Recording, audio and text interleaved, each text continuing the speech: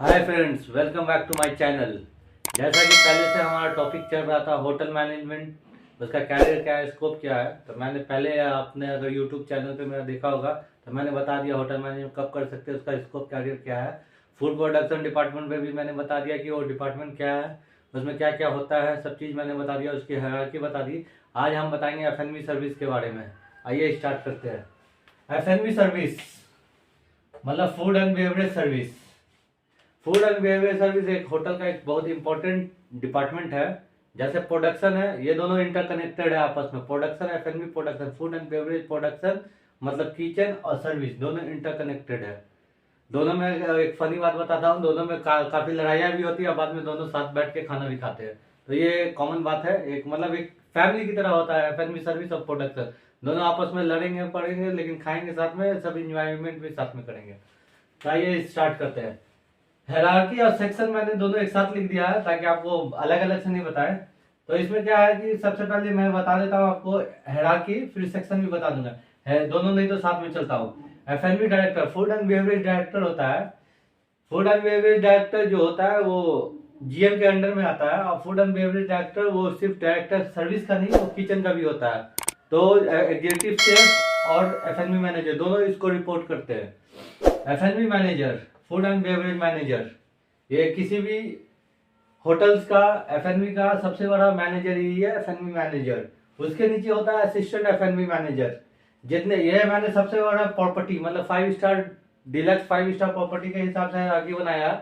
अगर थोड़ा छोटा प्रॉपर्टी होगा तो हायरार्की में एक आध पोजीशन फेर बदल हो सकता है, मतलब हटाया जा सकता है, कोई उसमें प्रॉब्लम नहीं है। तो इसको हो गया F manager, assistant F manager. अब इसके बाद मैं पहले सेक्शन को एक बार बता देता हूँ, फिर हायरार्की पे फिर कंटिन्यू करूंगा। कॉफी शॉप, कॉफी शॉप वही होता है जो 24/7 होता है किसी भी होटल में। कॉफी शॉप बेसिकली वो होता है जहाँ पे आप लोग किसी भी होटल में अगर गए होंगे, स्टे किया होगा, तो जो आपका कम्प्लीमेंट्री बुफे होता है ब्रेकफास्ट, वो कॉफी शॉप में सर्व होता है।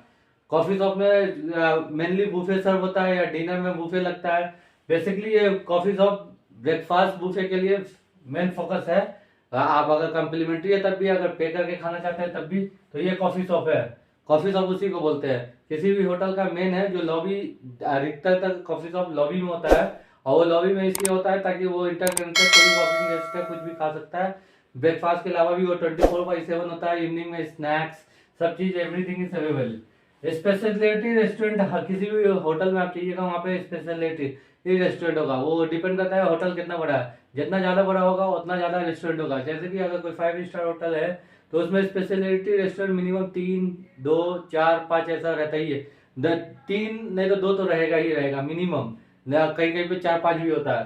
कैसे कि कहीं पे एक Indian speciality, main Indian speciality होगा, या मुगलई क्यूजिन स्पेशलिटी होगा, इस टाइप से।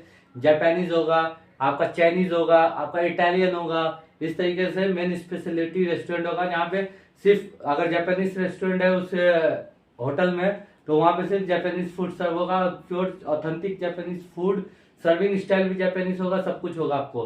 तो इसी तरीके से इटालियन है तो इटालियन, इंडियन है तो इंडियन, इस तरीके से स्पेशलिटी रेस्टोरेंट वो होता है। मैं फैमिली सर्विस का पूरा डिटेल बता रहा हूँ कि उसमें क्या क्या सेक्शंस होते हैं। तो ये एक का उसका सेक्शन हो गया, ये डिपार्टमेंट है, डिपार्टमेंट का ये सेक्शन हो गया। कॉफी शॉप, स्पेशलिटी रेस्टोरेंट, बार, बार से आपको पता ही है कहाँ पे बेसिकली अल्कोहल सर्व होता है। हर होटल में एक बार होता है, बार में कहाँ पे अल्कोहल सर्व होता है, different types of alcohol, local, international, कहीं से भी।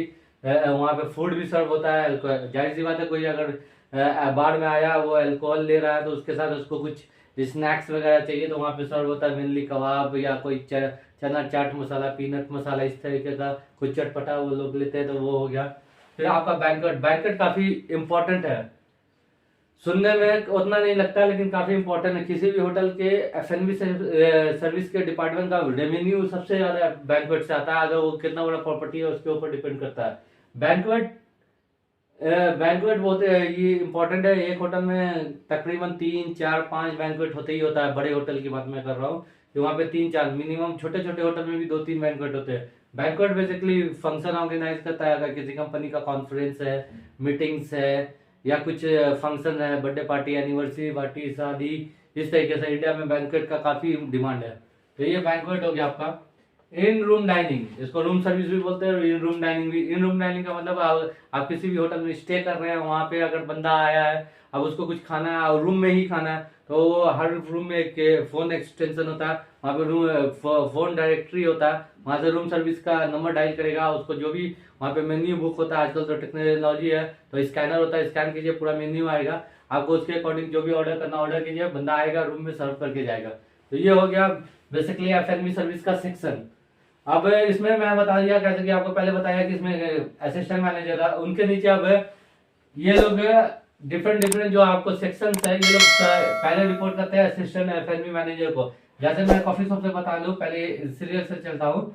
कॉफी शॉप मैनेजर होता है, अगर बड़ा प्रॉपर्टी है तो असिस्टेंट कॉफी शॉप मैनेजर भी होता है, अगर ज्यादा बड़ा प्रॉपर्टी नहीं है, मतलब कॉफी शॉप ज्यादा बड़ा नहीं है, तो यहाँ पे जरूरी नहीं कि असिस्टेंट हो ही, उसके बाद सीधे सुपरवाइजर भी हो सकता है। सुपरवाइजर होता है, उसके नीचे कैप्टन होता है, कैप्टन के नीचे सीनियर कैप्टन होता है, सीनियर कैप्टन के नीचे कैप्टन होता है, फिर वेटर।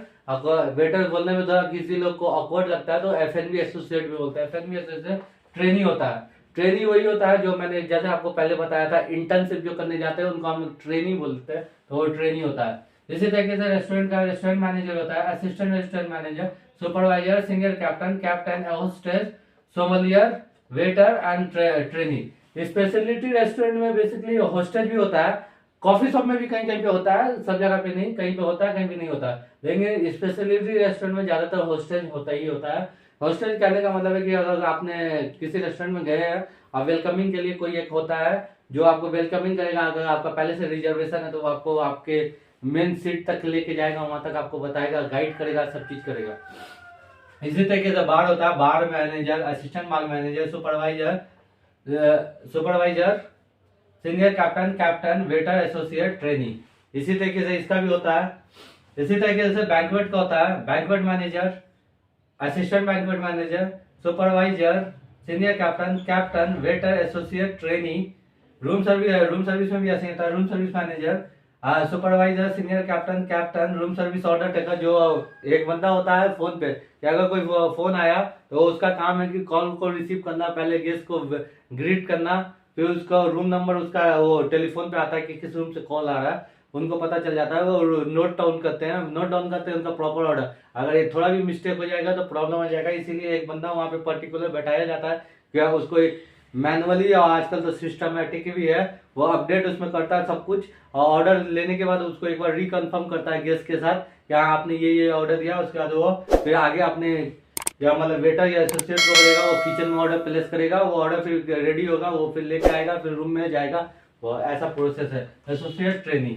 तो मैंने एफएनबी का ज्यादा वक्त नहीं लेते हुए छोटा सा आपको बता दिया कि आप होटल मैनेजमेंट में करने जा रहे हैं, होटल मैनेजमेंट के कोर्स में आपको एफएनबी या सर्विस ज्वाइन करना है, तो इसमें क्या क्या आप कर सकते हैं। हाँ, इसमें ग्रोथ बहुत अच्छा है कि आप अगर कोई भी एक ज्वाइन किया है तो बेसिकली बहुत से लोग सब चीज में सीखते हैं, ट्रेनिंग में तो आपको सब चीज सब सेक्शन में करना पड़ता है। जब मैंने ट्रेनिंग किया था सब में किया था, बाहर छोड़ के, कुछ अपना पर्सनल रीजन था इसलिए मैंने बाहर नहीं किया था, बाकी बाहर छोड़ के मैंने सब कुछ किया था। तो ये बाहर छोड़ के मैंने सब कुछ किया था। तो ट्रेनिंग भी कीजिएगा तो आपको हर सेक्शन में कराया जाएगा, हर सेक्शन कीजिए, उसके बाद आपको नॉलेज हो जाएगा, आप किसी कोई स्पेशलिटी भी बना सकते हैं। अगर नॉलेज अगर सब कुछ का तो बहुत अच्छा है। फिर असिस्टेंट एफएनबी डायरेक्टर तक आप आराम से बन सकते हैं, जीएम भी, कई बार एफएनबी डायरेक्टर के बाद जीएम भी बनते हैं लोग। तो ये आपका एफएनबी सर्विस मैंने होटल में बता दिया कि क्या क्या होता है, उनका क्या क्या है। अगर कोई होटल मैनेजमेंट ग्रेजुएट करके आ रहा है और सीधा वो ज्वाइन करता है तो उसको एसोसिएट से ज्वाइनिंग कराया जाता है। अगर वो एमटी निकाल के आया तो फिर वो सुपरवाइजर लेवल पे जाता है। लेकिन अगर यही फायदा है, मैंने जैसे पहले आपको बताया था, ये एमटी अगर आप क्रैक करते हैं तो आपको बहुत ये फायदा है कि आप सीधे सुपरवाइजर पे जाइएगा।